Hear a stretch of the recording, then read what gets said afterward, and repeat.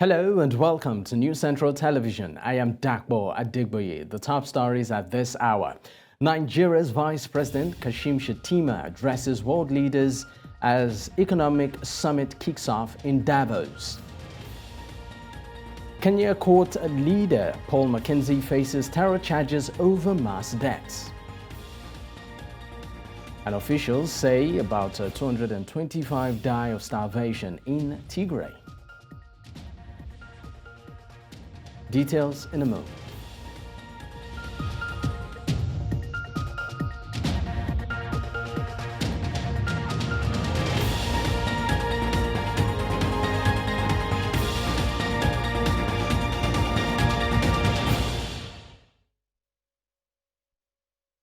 The news begins with Nigeria's Vice President Kashim Shettima speaking at the World Economic Forum holding at Davos, Switzerland. It says Africa needs to take advantage of the digital revolution in the world. While calling for investors, the Vice President says rather than a country go into begging, they should seek for mutual beneficial exchange. Shettima also assured investors that President Bola Ahmed Tinubu is redefining the quality of modern leadership by taking power as cited decisions. Our nations like Nigeria, Egypt, generally the African continent, we are in a position to really take advantage of the digital revolution in the world. For instance, Nigeria, there are more English speakers in Nigeria than in India. Our proximity to Europe is an added advantage, and most importantly, even our diction. I will tell you a story of a young lady in Abuja. Her name is Mrs. Amal Hassan. She runs a digital lab, a digital outsourcing hub. This is a lady who has employed 7,000 Nigerians. This is just a tip of the iceberg. Opportunities abound in the outsourcing industry and in so many other developing frontiers. India is expected to generate $100 billion from outsourcing alone in this 2024. Yes, we are an oil giant, but how much did we ever generate from oil? The highest we had ever generated as an oil-producing nation was $35 billion in 2011. Nigeria's Supreme Court on Tuesday reserved judgment in the appeal filed by the People's Democratic Party against the appeal court judgment restating the Nasarawa State Governor, Abdullahi Sule. The five-member panel, led by Justice Kudirat Kekere-Ekun, adjourned the matter for judgment after listening to the counsel's arguments on the appeal. Kekere-Ekun noted that parties would be notified when judgment is ready. The State Election Petition Tribunal had sacked the governor and declared David Ombugadu, a candidate of the People's Democratic Party, the winner of the March 18, 2023 election. The tribunal, led by Ezekiel Ajayi, in a split decision of 2-1, held that having evaluated the evidence before the panel, the People's Democratic Party's candidate substantiated his claim that the poll results were manipulated in favor of Sule. In the meantime, the police command in Nasarawa State has signed a peace agreement with the leaders of the People's Democratic Party and the All Progressives Congress in the state. This comes ahead of the anticipated judgment of the Supreme Court on the 2023 governorship election. During the signing of the peace pact in Lafia, the Commissioner of Police, Umar Nadada, vowed to deal decisively with anyone who gets involved in any form of trouble before, during, and after the judgment. Rivers State House of Assembly has invited 9 former commissioners who resigned from Governor Fubara's cabinet for fresh screening and confirmation. They resigned in December 2023 following a feud between Fubara and his predecessor, that's Nyesom Wike. A clerk of the Rivers House of Assembly, Emeka Amadi, says they are expected to appear before the lawmakers on Wednesday. The development is part of the resolution reached after Fubara and Wike agreed to end the political feud when President Bola Ahmed Tinubu intervened. On December 18th, as Wike and other river stakeholders signed an 8-point resolution which includes resubmitting the names of all commissioners in the River State Executive Council who resigned their appointment due to the political impasse in the state to the House of Assembly for approval. Now, Biokpo Mabo Awara, a former governorship candidate of the African Action Congress in Rivers State, joins us on the news to shed more light on this. Thank you so much for your time. Good afternoon, my brother, and good afternoon, Nigeria. All right, now let's start off with what you think in terms of the recent decision of the Rivers Assembly to screen 9 commissioners who resigned from the governor's cabinet.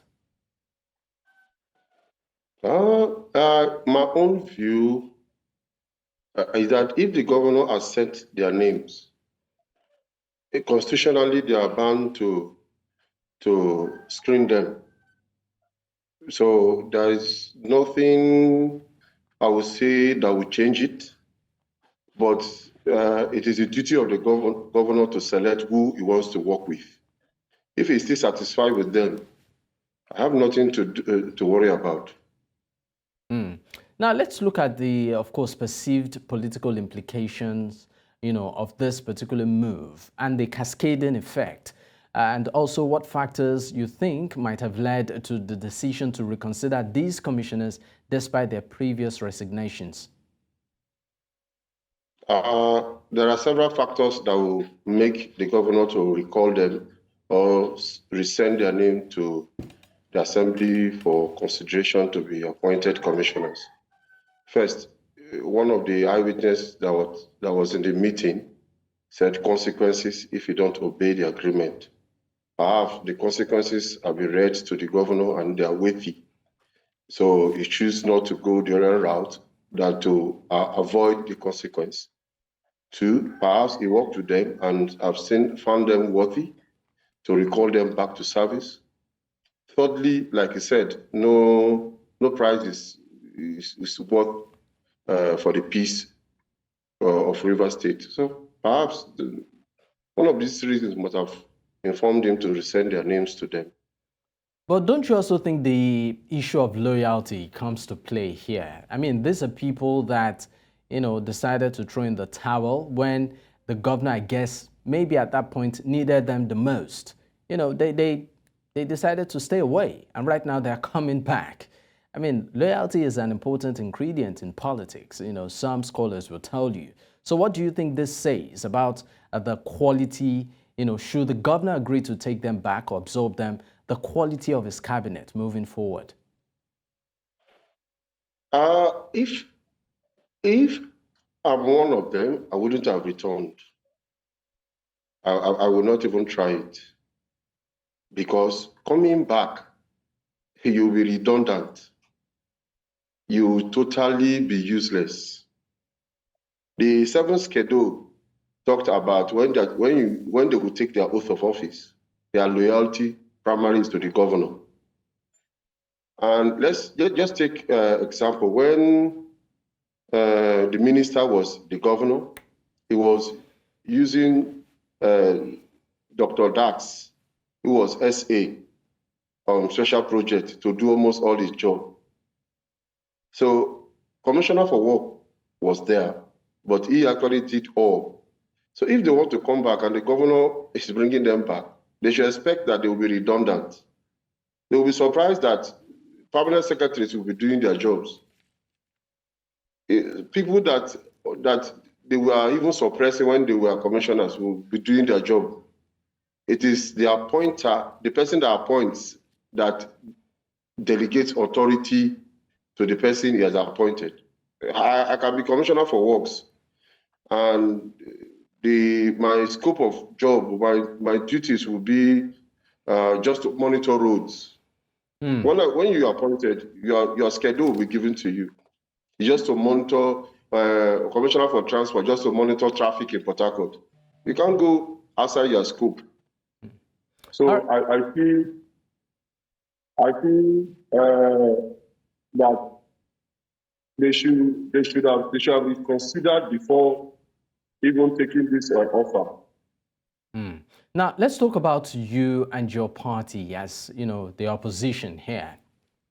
Considering the dynamics, Yes. I mean, within the African Action Congress and the broader political context in Rivers State, what role do you believe, the opposition can actually play to influence, or respond to not just the rescreening process right now, but also to ensure that governance is smooth running in Rivers State? As a person that wants the progress of Rivers State, I will advise that they put this rancor, this infighting aside, so that Rivers State will move forward. They are fighting, and the perceived troubles it will bring will drive away investors. And it will also distract the governor. Already it's been distracted. But don't you think it's also an opportunity for opposition like yourself to, lash in and maybe sell yourself, sell your mandate, sell the party? It is people that do not love their household or their family that will be happy if one of their children is falling from one step to the other. For now, what the governor will decide will bring progress to the people first. If I come to want to take advantage of what? That the people are suffering because he has been distracted. When it is time for politics, it is politics. At that time, we will know it just started. If by 2026, we don't have the data to appraise him better, then we come to tell him that you are not fit to be there. But for now, we should be thinking about Rivers State first before the other. If I come to even contest, what am I contesting for? To make Rivers State better.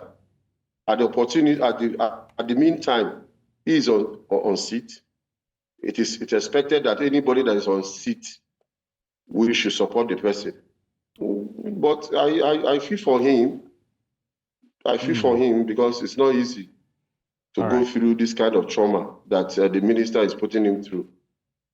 All right. Before I let you go, Awara, now, the former governor did mention that there is a structure, right?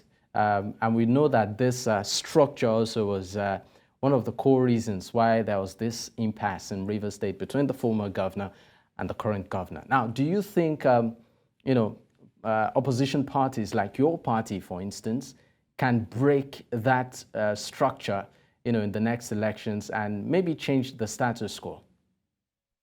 Yes, we can. We can, because even as we speak, the structure that he's talking about is split, as we split into so many different parts. It does not have a complete structure again. I was listening to one of his key men in one of these local government was saying, "See, mandate, we shall stand." This was a man that was preaching some wicked to me some months ago. So the structures are human beings. They have their own mindsets. They have where to go to. So we are waiting for the right time to pick them. We started talking to them. I have moved from the AAC to APC, where we are building more structure. Yesterday, we were at the Supreme Court for Supreme Court to give us victory. So we expect, by God's grace, that we'll have victory. And we'll restructure the state. We'll bring out the state from this problem or this state of confusion we are in. All right. Thank you so much for your time. God bless you, sir. God bless Nigeria. God bless Rivers State. I pray for the governor that he will succeed. All right. You're watching News Central now. We'll go on a quick break. When we return, we have more stories. Stay with us.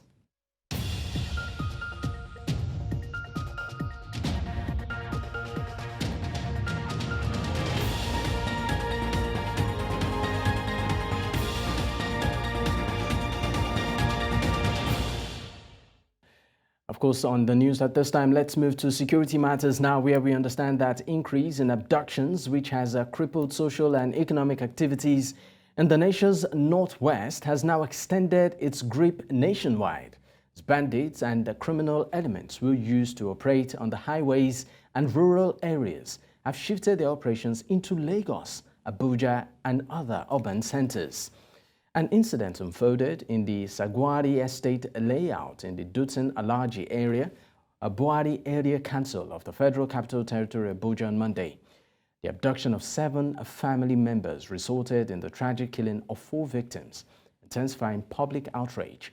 Now, the bandits responsible for the heinous act have demanded a staggering 700 million naira for the release of the remaining captives, underscoring the gravity of the security crisis now infiltrating urban landscapes. Now, the hoodlums on Friday killed Nabia al-Qadriya when her father could not meet their demand, leaving her remaining sisters in captivity. Tanimola Kolade, a digital communications consultant, joined us earlier for more on this. The increase of kidnappings from the outskirts to the urban areas can actually be linked to overall security apparatus that we have around the country and lack of synergy between security agencies. And the fact that mostly on the highways, we've noticed there are some spots that have increased security presence. And I feel these kidnappers are becoming more sophisticated and audacious.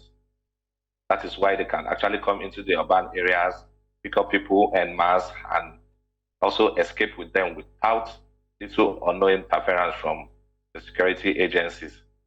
And while others might probably put it that, yes, there is actually a problem with the economic state of people right now. So that's it.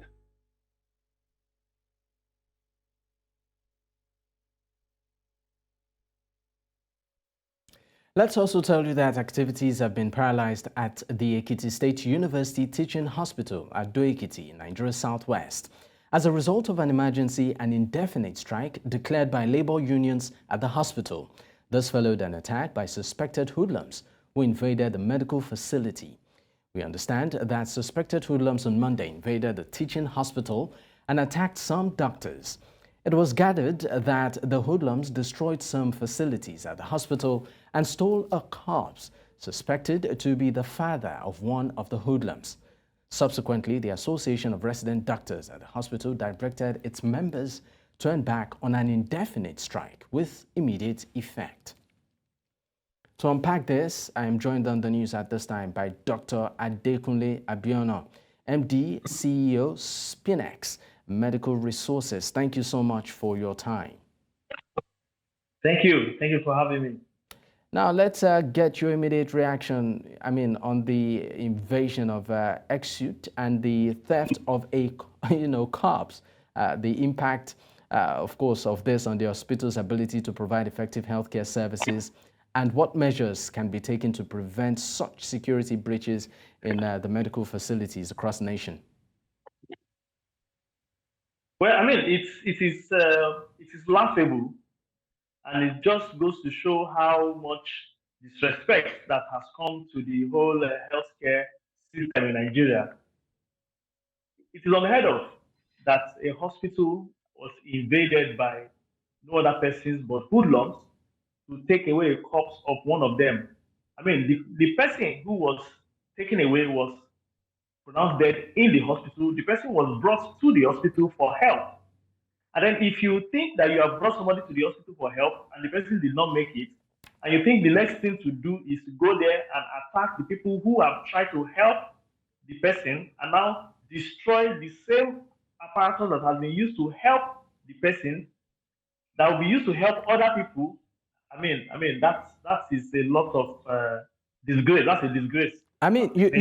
Sorry to cut in here. I'm just trying to understand what exactly could have been going on in the minds of these individuals, particularly, the aspect of stealing the corpse. You are in the medical space. What do you think could have been their motivation to, raid, medical facility and cut away a corpse? Yeah, in my 17 years plus of practice, I've seen different things. I've practiced in Ekiti State itself. I've practiced a lot of places in Lagos, and I see where disgruntled family members now think the hospital might not have done enough to save the life of that person, and then they are not happy. They want to take a step. They want to do something. One of the, I've seen several scenarios where relatives come to the hospital and make a show of the hospital and say, "Oh, you've not done anything to save the life of this person." But then, also question: was this person was brought to the hospital? Was the person in a very good state? Was the person in an average state? Was the person in a bad state when he came to the hospital? Because doctors can only try their best. If the patient was brought in at a very bad stage, then the doctor might not be able to have been able to do much to salvage the condition of the patient. But then this has also brought a high level of insecurity to the doctors themselves. I mean, there was a time in Lagos State where if you work in a hospital, you dare not wear your clinical coat or wear your tie around the hospital premises. If you are going outside, you remove your lab coat and you remove your tie so that you are not identified as a doctor. This kind of insecurities come in and it undermines the efforts of the doctors. I mean, we don't even have enough doctors. And the little amount of doctors that are working, they are still under attack. I mean, it's appalling, it's unfortunate, and it's... All right, now, in terms of patient confidentiality and respect for the deceased, what protocols are typically in place at medical institutions to prevent unauthorized access and also ensure the dignity of those under the care of the hospital, both living and dead?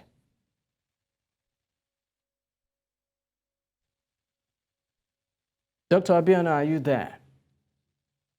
Yes, I am. Okay, so I was asking that, what is on ground? I mean, looking at, in terms of patients' confidentiality and also respect for the deceased, what protocols are typically in place at medical institutions to prevent unauthorized access and ensure the dignity of those under the care of the hospital? Normally, hospitals will have put up a protocol. Every hospital has a security person who scrutinizes who comes in and who goes out. But in this case where it's a mob, I mean, they will injure the security guys, they will injure the doctors of duty. So in this situation, it's very difficult to curb everybody coming in. But as I heard, that the CMD and the Inspector General of Police have put together, and the Commissioner of Police in the State have put together a security watch in and around the hospital to forestall another type of occurrence like this. But normally, usually, every hospital will ordinarily have a security guy who will be in charge of people who come into the hospital and people who go out. And not everybody who comes into the hospital will have access to where the corpses are kept. Maybe at the emergency mortuary or either the main hospital mortuary. Not everybody is going to have access to that. And then it is not something we see every day. Particularly, I haven't seen this kind of thing before, where they come to take away a corpse. I haven't seen it before. I've only seen where they come to the hospital to fight, they come to the hospital to beat up staff, and then come to the hospital to make trouble. But I have never seen a situation where they come to the hospital to steal a corpse or to take away a corpse. This is a new one. It's quite unfortunate. It is unacceptable in all fronts. And I hope going forward we can learn from this and do better. Okay, so just before I let you go, what can be done to ensure the security of both staff of the hospital, of hospitals, and also patients, particularly on the aspect of, orientation and also enlightenment? Now, you talked about your personal experience where you've had family and relatives of patients who come back to fight because they are disgruntled over certain aspects. Maybe they do not even understand, right? So what do you think can be done better to forestall scenarios like this? In fact, in the hospital that I used to work, I've seen a situation where the hospital administration put up a post. They put up a post in the I said, if you beat up any of our staff or if you assault any of our staff, you will be arrested. So it goes to show how much people can go out of their way to become unruly to hospital staff, which is very unacceptable. Doctors are doing enough to try to help the society. Doctors are not even well paid enough for the services they render, and now you are coming to beat them. Doctors, nurses, health workers, all the likes, they are not even remunerated enough for their efforts, and then you are coming to the hospital now to beat them and assault them and destroy their equipment. I mean, we need to do a lot better as a society.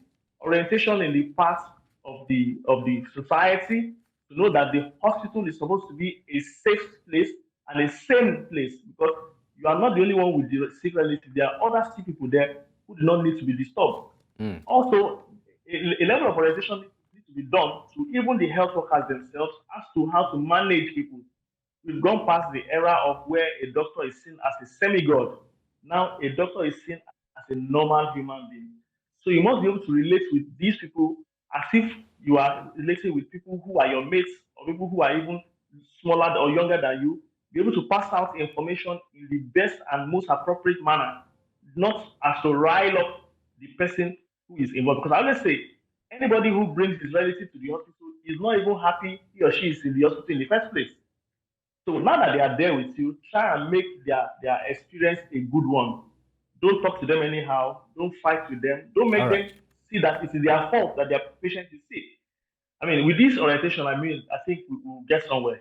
All right, Dr. Adekunle Abiona, MD, CEO, Spinex Medical Resources, thank you so much once again for your time. Thank you. Thank you very much. All right.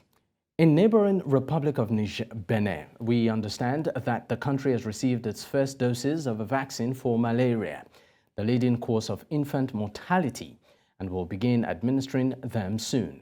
The health minister, Benjamin, says malaria remains an endemic and represents the leading cause of death among children under 5 years of age in the country. According to the minister, the first vaccination will take place within a few months. In the Republic of Benin, 40% of outpatient consultations and 25% of hospital admissions are linked to malaria. The government officially received 215,900 doses of the RTSS vaccine late on Monday. Coming up on the news, Kenya court leader Paul Mackenzie faces terror charges over mass deaths. We have details of this and more after the break.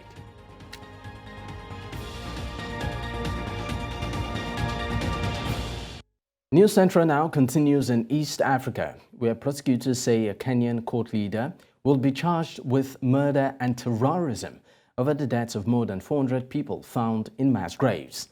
Paul Mackenzie was arrested in April 2023 after the discovery of hundreds of bodies, some of whom were said to have starved themselves to death.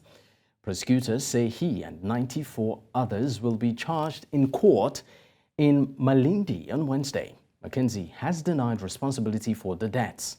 The bodies of 429 people, including children, have been dug up from grave sites in Shakahola, a remote forest about 2 hours' drive west of the town. Mackenzie is alleged to have encouraged members of his church to move there and prepare for the end of the world. Local officials say about 225 people, including children, have died of starvation in Ethiopia's drought-hit Tigray region since last July. Health officials say over 200 deaths were recorded in the rural area of Edgar Albi. Now, the officials added that in another area, 16 people displaced by a brutal 2-year civil war, which ended in 2022, have lost their lives due to hunger. Tigray officials had previously warned that a famine similar to the one Ethiopia witnessed in the mid-80s, where hundreds of thousands of children and adults died, could be on the horizon. However, the federal government denies that a famine is imminent and says it is working to provide aid. According to the United Nations, more than 20 million people require food aid in Ethiopia due to conflicts, drought, and flooding. We understand that Mauritius is assessing the damage after cyclone Belal brought torrential rain and flooding to the Indian Ocean island nation. The Meteorological Service says the storm is now moving away eastwards, but warns that other environmental risks still exist. At least one person has died in Mauritius and another in Reunion. Mauritius upgraded the cyclone warning to the maximum level for a while, but says the worst danger had now passed. About 100 vehicles were damaged and abandoned by their owners as a result of floods that hit the capital Port Louis on Monday. But flood levels substantially decreased on Tuesday, and authorities are able to clear up debris from the streets. A senior member of the African National Congress, Dlamini Zuma, has expressed her intention to retire from parliament. Dlamini Zuma has served as a member of the cabinet since 1994 and held various positions during a stay. Now, the former wife of Jacob Zuma announced her retirement in a later written to the ANC Electoral Committee and declined an invitation to attend an interview for the 2024 national list, which was scheduled to take place. Dlamini Zuma served as the first woman to chair the African Union Commission, formerly known as the Organization of African Unity. Meanwhile, it is left to be seen if Dlamini Zuma will campaign for ANC in the upcoming polls. Now, Dr. Zaola Chalanga Butao, a lecturer political studies at the Waltz University, joins us to discuss this. Thank you so much for your time. Now, Human Rights Watch has once again documented government's failures to address climate change, its impact and failure to protect rights of vulnerable people across southern African countries like Zambia and Zimbabwe. Its report documents the displacement of communities and negative impact of their displacement of their health, housing, food, and water security, and also children's education. The rights group says climate in Zimbabwe continues to deteriorate without government taking any meaningful steps to uphold the rights and ensure justice for serious past abuses. And repression of civil society organizations and activists continued unabated in 2022 and into 2023. To discuss this further, we are joined by Idris Ali Nasser, a senior Africa researcher. Thank you so much for your time. Thank you for having me. Now, let's start off with a summary of the key findings of your research regarding environmental human rights abuses in Zambia and Zimbabwe. What are the specific types of, this rights abuses that you have identified in these countries? Thank you very much. On the 11th of January, we released our world report, which documents, civil, political, economic, and social justice rights situation across the world. But also particular concern is what is happening in Southern Africa, in Zimbabwe and Zambia, for example. I'll be very specific with Zambia, starting with Zambia, where from our research, residents in this town called Kabwe, which is the capital of the central region of the central province of Zambia, where residents live in a dangerously polluted town called Kabwe. So Kabwe is one of the hottest hotspots in terms of contamination in Africa, and this is because there was a former lead and zinc mine that was operational there. The mine was originally owned directly or indirectly by first Anglo-American and other British colonial companies. Then later on, it was nationalized and then shut down in 1994.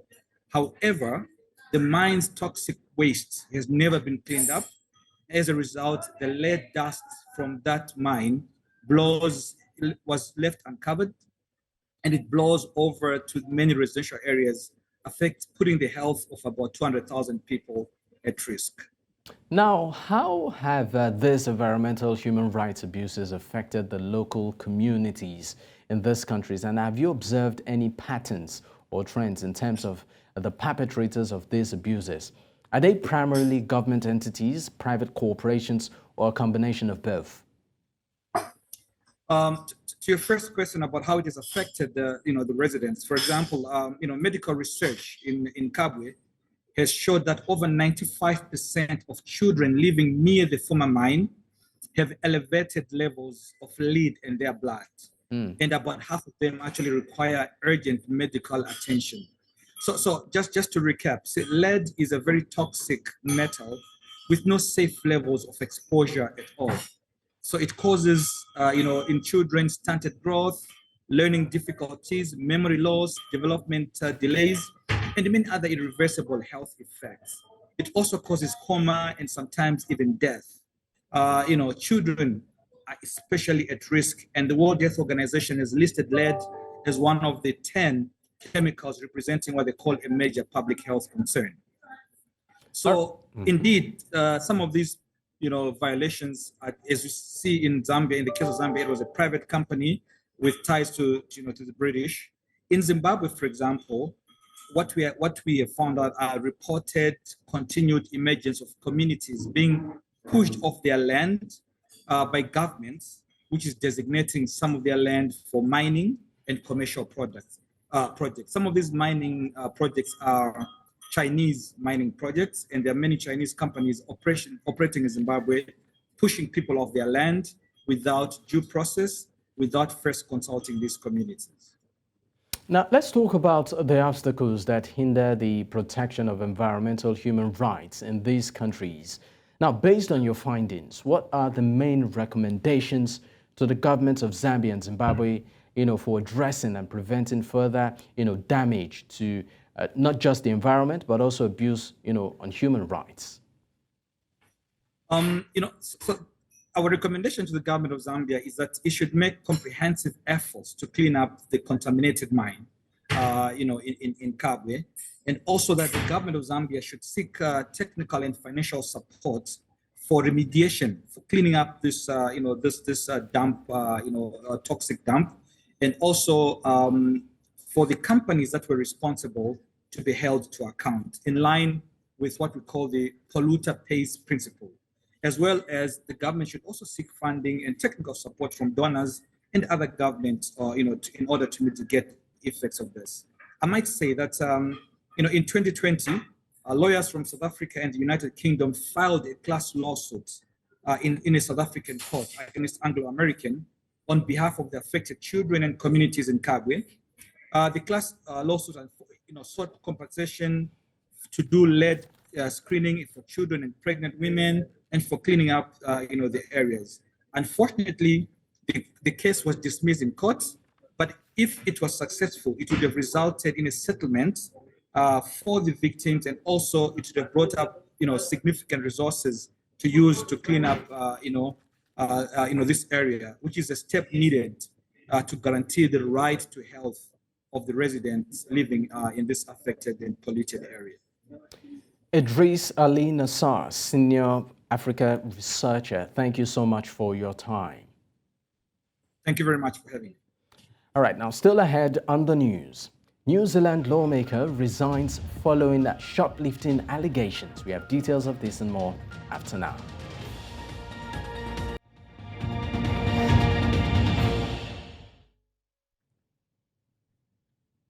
A New Zealand Member of Parliament has resigned following multiple allegations of shoplifting, which police are investigating.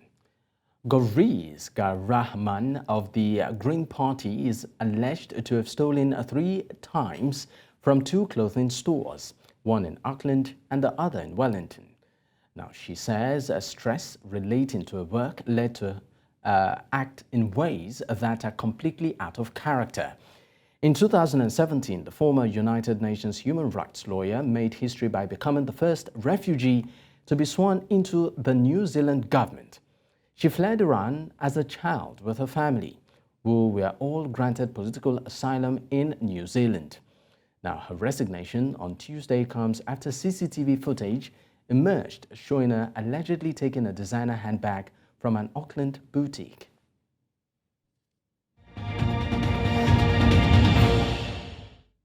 The Kenyan shilling has plummeted to a historic low, crossing the 160 shilling mark against the US dollar on Monday. That's January 15th.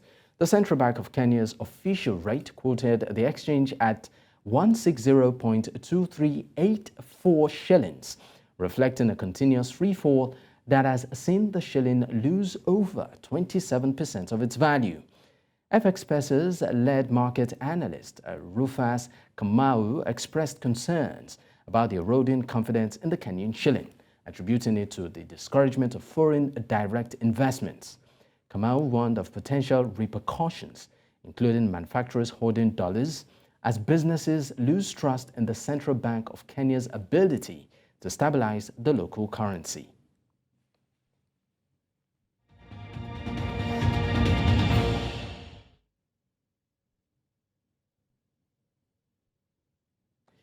And in the world of sports, Super Eagles head coach Jose Peseiro is confident his team will be looking to get back to winning ways when they take on host that's Côte d'Ivoire in the second Group A encounter at the African Cup of Nations. Nigeria started their campaign coming from behind to draw 1-1 against Equatorial Guinea in the first game, while host Côte d'Ivoire started on a sound note, beating Guinea-Bissau 2-0. The head coach of the three-time African champions is not taking the game lightly and plans to perfect a system to prosecute the game.